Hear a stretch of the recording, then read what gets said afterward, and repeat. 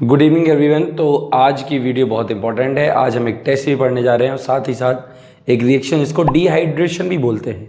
ठीक है, तो क्या आपने पहले जाके पुरानी वीडियो देखी है? अगर नहीं देखी है, अगर आप चाहते हो कि अल्कोहल अच्छे से पढ़े, पार्ट वाइज हमारी चीज़ें हों, तो आप जाके पुरानी वीडियो देखिएगा।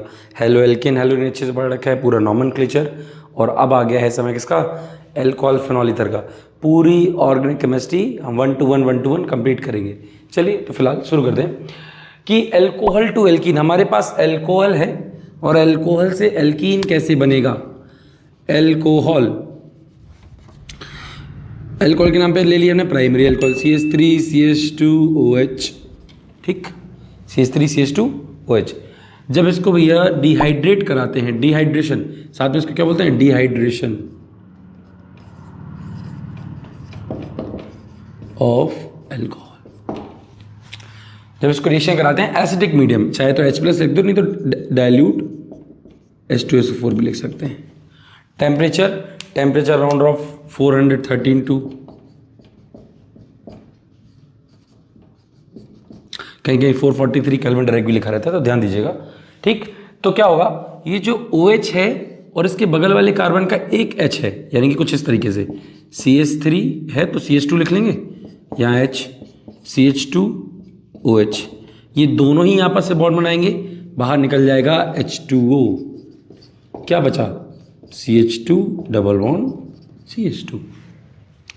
Easy sir. एक और क्वेश्चन देखो, एग्जाम्पल के लिए एक और देख लो। कहते हैं कि convert butane two ol to but two ene, क्या होगा?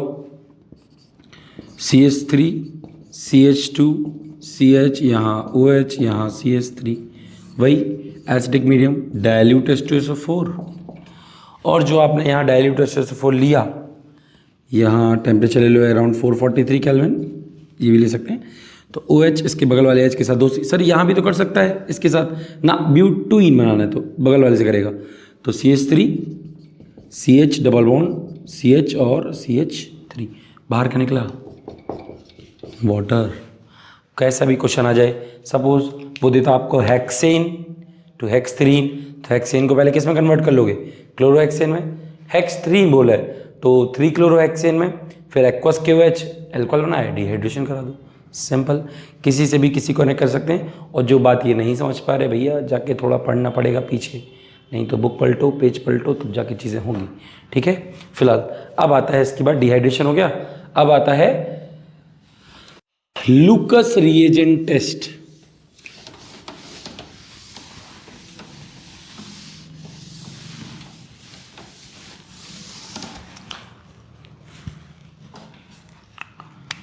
लुकस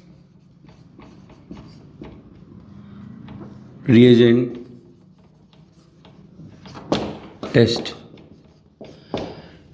क्या कहता है? लुकस टेस्ट या फिर लुकस रिएजेंट टेस्ट समझना बहुत इंपॉर्टेंट है। और एक बार में प्राइमरी, सेकेंडरी और टर्शरी, जैसे हमारे पास ये 3 मार्कर हैं, यानी कि 3 टेस्ट ट्यूब हैं, इसमें भी अल्कोहल भरा, इसमें भी अल्कोहल भरा, इसमें भी अल्कोहल भरा। पूछ ले कौन सा प्राइमरी, कौन सा सेकेंडरी, कौन सा टर्शरी, तो क्या बताओगे? तो आप कहोगे सर हम लुकस रिएजेंट टेस्ट कराएंगे। अब लेकिन लुकस रिएजेंट क्या लगता है? सुनो, अगर लुकस रिएजेंट का फॉर्मूला है लुकस रिएजेंट क्या है? कंसंट्रेटेड HCl और एनहाइड्रस ZnCl2, ये लुकस रिएजेंट है, ध्यान रखना। अगर हमारे पास टर्शरी अल्कोहल है, क्या है? टर्शरी, और इसमें हम लुकस रिएजेंट मिला दें, यानी कि लुकस रिएजेंट कर दें,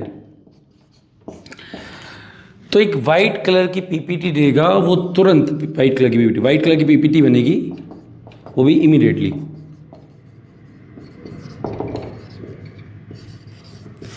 अगर इमीडिएटली वाइट कलर की पीपीटी मिल जाए तो कैसा है? टर्शरी। सेकेंडरी में लुकस रिएजेंट जैसे ही मिलाया तो वाइट पीपीटी मिलेगी, तो वो कैसे मिलेगी? 3 से 5 मिनट के अंदर, 3 to 5 मिनट। कहाँ पे? 3 to 5 मिनट। लेकिन जैसे ही वो प्राइमरी अल्कोहल होगा और उसमें लुकस रिएजेंट दिया, तो वाइट कलर की पीपीटी